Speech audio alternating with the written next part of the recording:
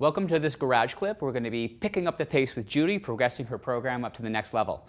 So we're going to start with the same exercise. We did the reverse lunge with the row, integrating the cable column with the GTS. First thing we've done here is we've lowered the level of Judy's incline of the GTS here. She was on level 2 originally, but you lowered it to level 1, so now the glide board is going to move up easier, it's less stable. That's one thing we've changed. The second thing is, notice we have Judy stay down in the lunge position while she's performing the row. So rather than just going down and up, one option is to stay down in the lunge, perform the row, and then stand back up. So she's holding that lunge longer, time under tension is increased for the lunge. Then she can go down and up and hop as she comes up. So down, come up, row, hop, good. She's got to keep her foot slightly in front of the base so she doesn't land on the base, but perfect.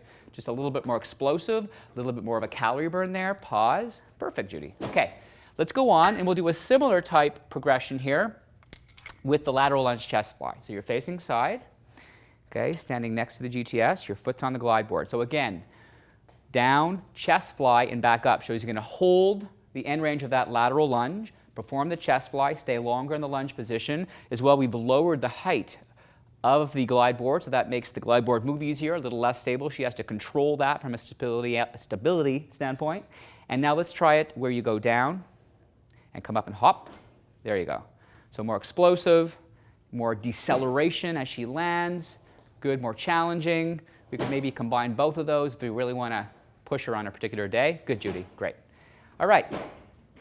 Along the same lines, we'll go on now to the incline lunge, incline shoulder press.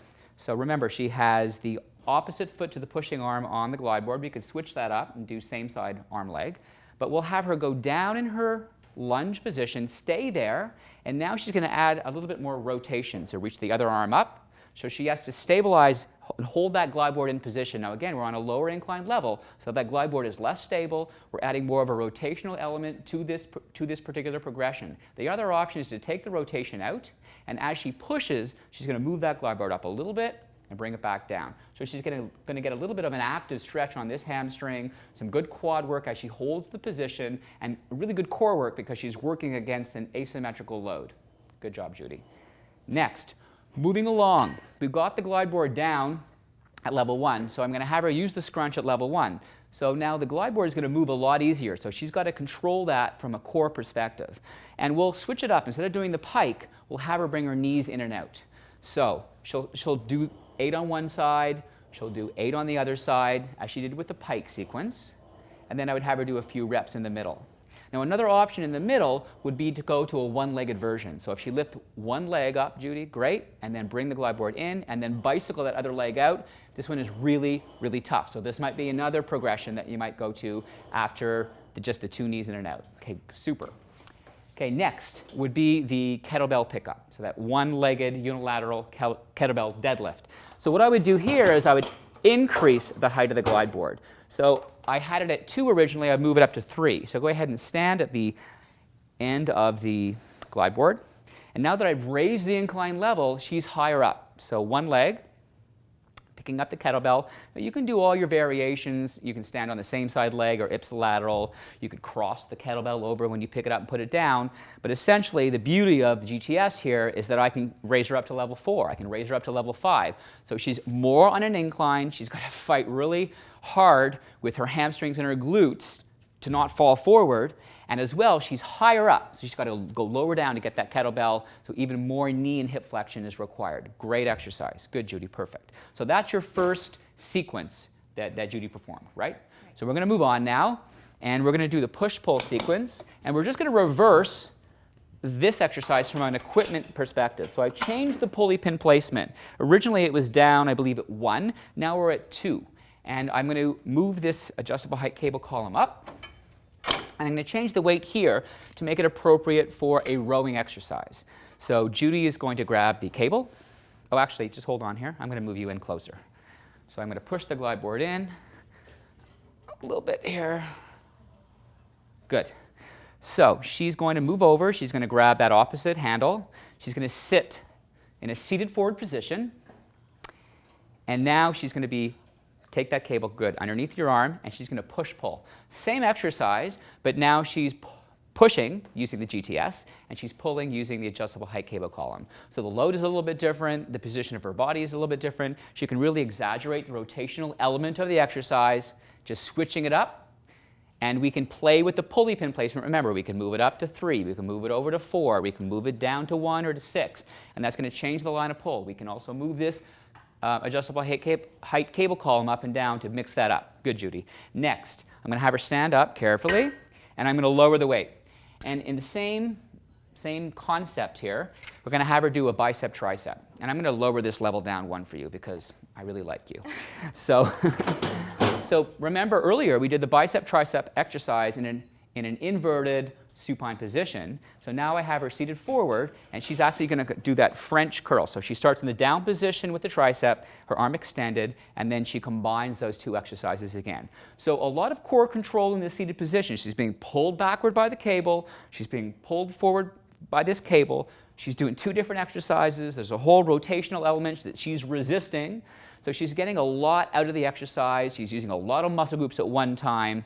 And she has to stay focused, which is good. She's focused anyway, so it's not a problem. Perfect. All right. Next. Do you have any idea what was next? No? Yeah, that's right. OK, so we're going to switch up the kneeling total body extension, and we're going to go into a completely different exercise. I would just have her use the incline height here. So this is where you lay face down, Judi, and you're going to do a Superman. So we're going to make this exercise a little harder for her upper body by adding, first of all, by putting her in this position. Go ahead and lift up and down. Good. So she's going to integrate the upper body, lower body together. We've loaded her arms, and we put her decline, prone decline, so that the upper body is working harder against gravity. We've also given her more weight. So she's going to get more work through the upper back here, but we're still integrating that whole body, beautiful full body extension here, working that whole posterior chain. Great. The last exercise in this sequence was the kettlebell swing. And what we would do with the kettlebell swing, we did a traditional kettlebell swing. We would take it up to a full swing.